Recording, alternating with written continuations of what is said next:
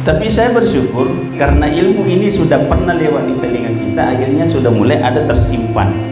Walaupun belum hafal mati, tapi minimal sudah tahu. Oh, ada namanya ikhfa, ada namanya izhar, ada namanya idgham bigunna, ada idgham bila guna, dan ada apa? Iqlab. Ya, iqlab.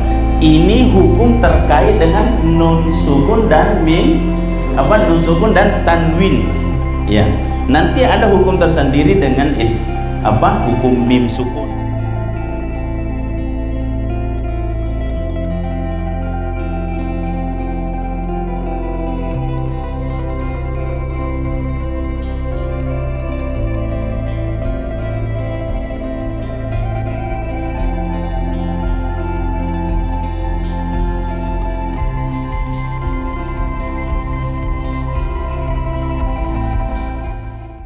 Bismillahirrahmanirrahim. Assalamualaikum warahmatullahi wabarakatuh. Waalaikumsalam warahmatullahi wabarakatuh. Alhamdulillahilladzi hadana lihada wa ma kunna linahtadiya laula an hadana Allah. Asyhadu an la ilaha illallah wahdahu la syarikalah wa asyhadu anna Muhammadan abduhu wa rasuluhu la nabiyya ba'dah. Allahumma fassalli wa sallim wa barik ala sayyidina Muhammad wa ala alihi wa ashabihi wa man tabi'ahum bi ihsan ila yaumiddin, amma ba'du. Rabbi shrah li sadri wa yassir li amri wa hlul 'uqdatam min lisani yafqahu qawli. Semoga Allah Subhanahu wa taala melimpahkan rahmat dan hidayahnya kepada kita semua, sehingga setiap apa yang kita upayakan ini diridhai dan diberkahinya insyaallah. Salawat dan salam kita peruntukkan kepada Nabi Allah Muhammad Rasulullah sallallahu alaihi wasallam, Nabi uswatun hasanah rahmatan lil alamin minaz zulumati ilan nur. Alhamdulillah, di kesempatan ini kita melanjutkan proses pembelajaran kita sekaitan dengan upaya bagaimana cara memperbaiki bacaan Al-Quran kita dengan berupaya mempelajari segala hukum-hukum yang terkandung dalam bacaan-bacaan Al-Quran, sehingga apa yang nantinya kita baca betul-betul benar, fasih, dan insya Allah mendapatkan pahala berlipat ganda dari sisi Allah Subhanahu wa taala. Alhamdulillah, di kesempatan ini kita akan masuk sebuah materi yang selama ini artinya sudah kita pelajari, kita sudah pernah dengar, namun kita mau kuatkan kembali bagaimana kita mengenal lebih jauh dan bagaimana cara memperhatikan bacaan itu, sehingga nantinya pada saat kita membaca Al-Quran, insya Allah ada ilmu yang kita pakai untuk membaca Al-Quran. Karena kenapa? Al-Quran itu kalam ilahi yang tidak boleh salah huruf, tidak boleh salah tanda baca, dan tidak boleh salah arti. Olehnya itu, di kesempatan ini kita kembali melanjutkan dengan upaya belajar sedikit demi sedikit, mendalami lebih jauh bagaimana caranya membaca Al-Quran dengan baik dan benar. Baik saudaraku, hari ini kita akan mencoba mempelajari terkait dengan nun sukun dan tanwin. Ya. Ya. Huruf ini sering diketemu dengan n. Ya. Dalam bahasa ininya nun, tapi umumnya n. Ya. Kemudian ini tanwin dengan lapas an, in, un. Ya, dua hukum ini, nun sukun atau nun, ya, nun, bukan nun, tetapi nun, ya, bunyinya nun, ya, bukan nun. Karena ini sering sekali orang sebut huruf apa itu? Nun, ya. Kesempurnaan penyebutan itulah yang akan memperindah cara membaca Al-Quran kita. Nun sukun, ya, nun sukun. Nah, nun sukun ini dengan tanwin an, ya, yang dulu kebiasaannya orang ang, ing, om, itu umum dulu. Nah, sekarang kita masuk di posisi belajar bagaimana menyebutnya dengan benar. An, in, un, ya, an, in, un. Nah, itu tanwin atau baris dua. Tanwin atau baris dua. Bunyinya an, in, un. Nah, pada saat kita menyebut huruf-huruf ini, ya, huruf-huruf ini, maka huruf ini ada kaitannya dengan huruf-huruf sesudahnya, ya, ada kaitannya dengan huruf-huruf sesudahnya. Dikala terkait dengan huruf sesudahnya, maka ada perubahan hukum dan termasuk ada perubahan bacaan, ya, cara membaca sesudah berdampingan dengan huruf-huruf tertentu di belakangnya, ya. Ini sudah dipahami? Ya, ini ya. Jadi posisi, ya, ini nun sukun, nun sukun, ya. Ini tanwin atau baris dua. Nah, hukum apa yang terkait dengan dua huruf ini? Ya, dua hukum ini, nun sukun dan tanwin. Hukum apa yang terkait dengan itu? Satu, ya,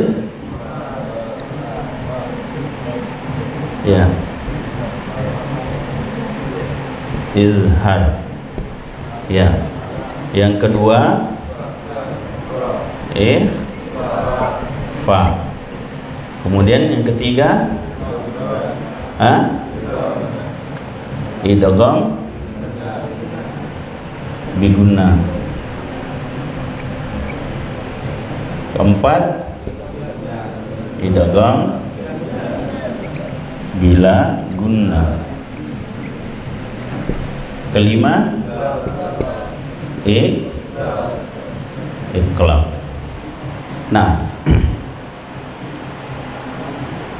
dikala kita bicara hukum nun sukun dan tanwin, berarti selalu kita bercerita huruf apa sesudahnya, ya, huruf apa sesudahnya. Maka dikala kita tidak tahu hukumnya, maka dengan sendirinya pasti kita membaca seenak hati. Masalahnya membaca Al-Quran tidak boleh seenak hati, harus membaca sesuai dengan hukum ketentuan mutlak dari hukum-hukum yang ada. Nah, izhar ini maunya apa? Dibaca bagaimana? Dibaca jelas, ya, dibaca jelas. Kalau ikhfa disamarkan, ya. Kemudian kalau idgham biguna dilebur dan didengungkan.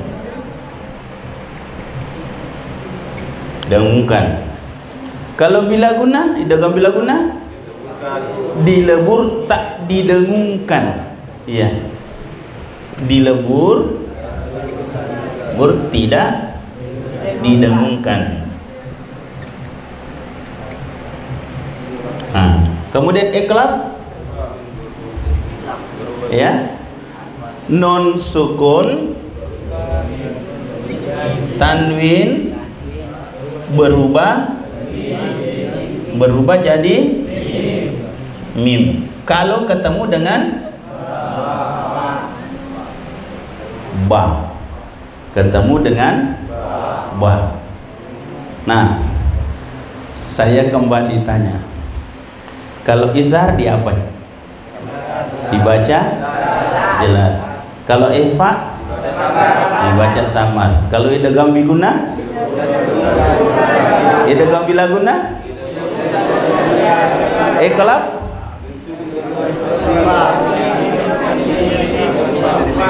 ya, nun sukun atau tanwin berubah jadi mim bila bertemu dengan ba. Oke. Nampak lama nemu apa angkan oki. Ya, alhamdulillah. Nah, tapi saya bersyukur karena ilmu ini sudah pernah lewat di telinga kita, akhirnya sudah mulai ada tersimpan. Walaupun belum hafal mati, tapi minimal sudah tahu. Oh, ada namanya ikhfa, ada namanya izhar, ada namanya idgham bigunna, ada idgham bila guna, dan ada apa? Iqlab. Ya, iqlab. Ini hukum terkait dengan nun sukun dan mim, apa, nun sukun dan tanwin. Ya, nanti ada hukum tersendiri dengan apa, hukum mim sukun. Ya, nah, termasuk ada hukum alif yang harus kita pelajari. Tapi ini yang pokok dulu. Nah, pada saat kita sudah paham namanya izhar, ikhfa, idgham bigunnah, idgham bila gunnah, dan iqlab, maka yang jadi persoalan kedua adalah tahu tidak huruf-huruf yang terkait dengan kelima hukum ini. Ya, oke, saya hapus, baru tolong sebut satu-satu. Kalau bisa saya tunjuk satu orang dan satu huruf. Ya. Ya. Saya mulai dari satu, izhar. Huruf apa yang terkait dengan hukum izhar? Hah? Mana ada alif? Pertama hamzah, yang kedua ain, yang ketiga ghain, yang keempat apa? Ha. Kemudian kha, kemudian ha. Nah, oke. Nah, karena izhar ini, maka nun sukun atau tanwin bertemu dengan keenam huruf ini, ya, namanya huruf khalqi, maka nun tanwin ini semua harus bunyinya jelas. Ya, setiap mendapatkan tulisan di dalam Quran ada nun sukun, ada tanwin sesudahnya huruf ini. Sesudahnya huruf 6, maka nun dan tanwinnya dibaca jelas. Ya, buka Quran masing-masing, cari contohnya apa. Ya, an'amta. Nah, ini ya. Ya, amta, amta. Tidak boleh anta. Ya, harus bunyinya, nunnya harus dibaca jelas. Amta. Apalagi? Ya, min ghairi, min ghairi. Tidak boleh min ghairi. Ya, ya, nunnya harus dibaca jelas, bunyinya min ghairi. Ya, kemudian min ilmin, ilmin, min ilmin. Kemudian min haitsu, min khair, man huwa. Ya, itu ya. Paham kira-kira? Mudah-mudahan, insyaallah. Amin. Ya, oke, saya hapus. Lanjut kedua. Ikhfa. Di apa kalau ikhfa? Disamarkan. Siapa yang hafal huruf izhar dan huruf ikhfa? Satu. Apa? Ta, sa, ja, da, zal, sai, sin, shin, som, dom, tom, za. Apa lagi? Za, fa, ko, ka. Kemudian apa lagi? Hah? Berapa huruf?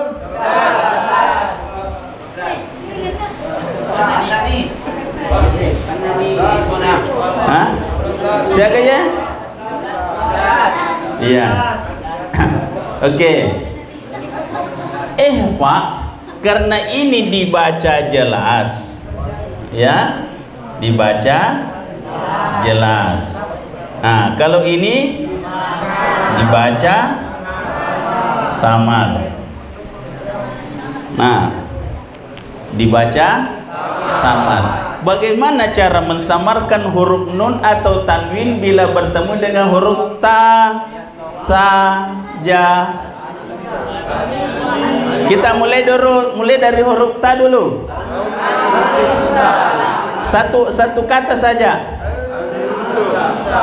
Anta. Ya. Ya.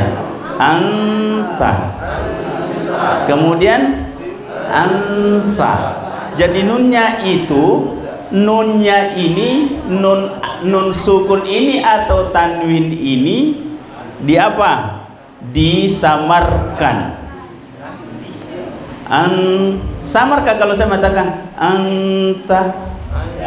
Kalau saya bilang anta? Ya? Jelas? Oke. Berarti sudah mulai tahu membedakannya. Manja.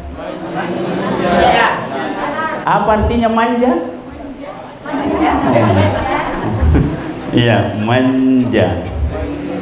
Kalau manda, iya, tidak ada yang manda. Ya. Kemudian, ya, minzalika. Iya, itu ya. Jadi itu nun ini, nun atau tanwin bertemu dengan ke-15 huruf ini selalu berada, nunnya itu samar berdengung di awal huruf. Berdengung di awal huruf. Ya. Jadi nanti berdengung di posisi ta. Ya. Nanti berdengung di awal huruf.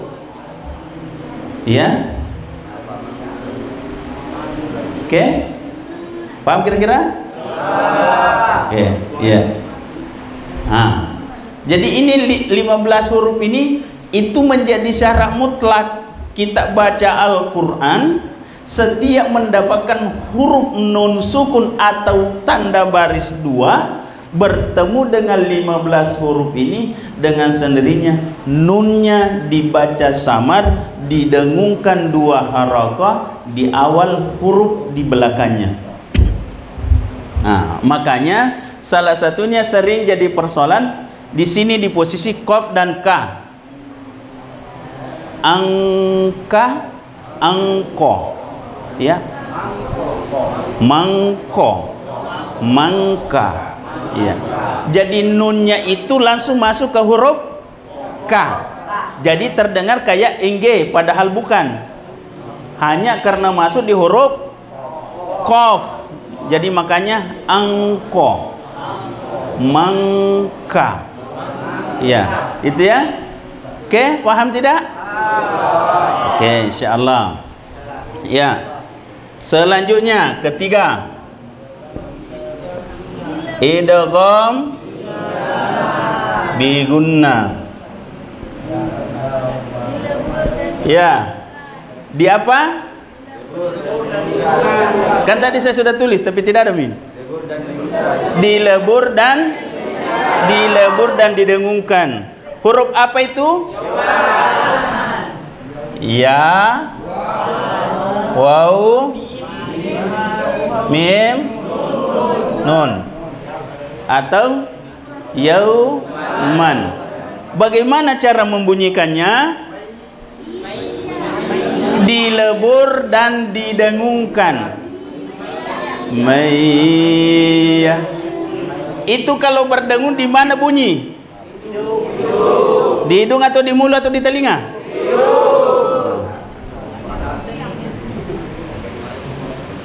Kalau telinga bunyi apa namanya?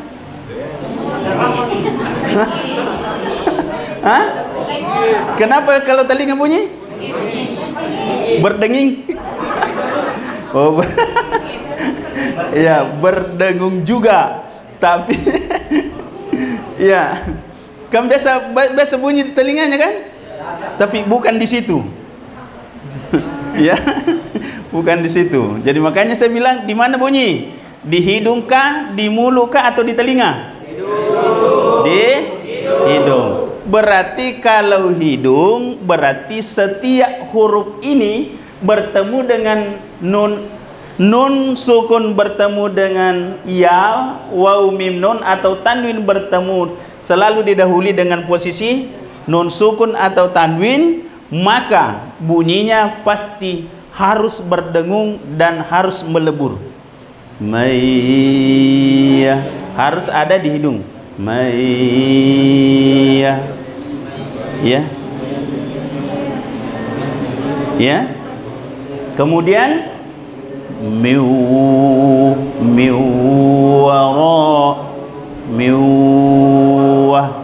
ya. Kemudian nun bertemu dengan mim. Min ma dibaca mimma.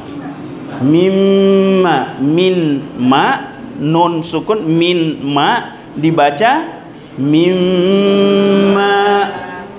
Ya, lebih-lebih kalau sudah nun sukun bertemu dengan nun, ya, langsung saja minna, mendekati hampir sama dengan nun tasdid. Tapi nun tasdid itu beda, ya. Kalau ini meleburnya karena berubahnya nun sukun ini, ya, nun sukun berubah jadi melebur, ya, baru berdengung. Berdengung di mana? Di huruf awal huruf juga. Berdengung di awal huruf. Miu, nanti dimasuk di mawau baru berdengung, ya, miu. Nah, tapi kalau kamu kata miwah, berarti itu bukan dengung namanya, tasdid, ya, tasdid namanya kalau begitu. Kalau miwah, nah, itu berarti tasdid. Tapi kalau miwah, nah, oke, paham kira-kira? Insyaallah, amin. Kemudian yang keempat, idgham bila gunna. Ya, huruf apa yang terkait dengan itu? Lam sama ra. Malla, tidak boleh didengungkan, dilebur tapi tidak didengungkan. Malla mir rabbihim, bukan mir rabbihim, makan jas yang kelinga lagona, ya, tapi tidak benar hukumnya. Malla mir rabbihim, ya. Oke, paham? Kemudian yang kelima adalah iqlab. Nah, Kalau bertemu dengan huruf ba. Ya, huruf ba. Bagaimana bunyinya? Min ba'di dibaca min ba'di. Ya. Nah, sekarang kita cocokkan penjelasannya. Izhar adalah apabila nun sukun atau tanwin bertemu dengan 6 huruf a, hamzah, ain, ghain, ha, kha dan ha, maka nun dan tanwinnya dibaca jelas. Ya, dibaca jelas dan tidak didengungkan. Dibaca jelas dan tidak didengungkan. Apa itu? Izhar. Yang kedua, ikhfa adalah apabila nun sukun atau tanwin bertemu dengan huruf 15. Ta, sa, da, ja, za, sa, sya, so, do, to, ko, ka, fa, ko, ka, la, kala ya, fa, ko, ka, maka nun tanwin, nun sukun dan tanwin dibaca samar, ya, dan didengungkan selama 2 harakah.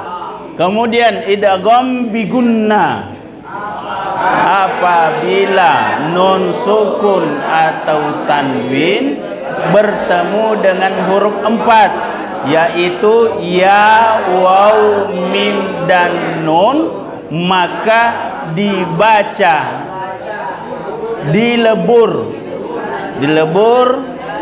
dan digenungkan selama 2 harakah. Paham? Kemudian idgham bila guna apabila nun sukun atau tanwin bertemu dengan huruf lam dan ra, maka dibaca nun dan tanwinnya melebur tapi tidak didengungkan. Malla mir rabbihim. Ya. Kemudian iqlab. Iqlab adalah apabila nun sukun atau tanwin bertemu dengan huruf ba, maka nun sukun dan tanwinnya berubah jadi mim, dibaca mim ba'di, didengungkan selama 2 ya.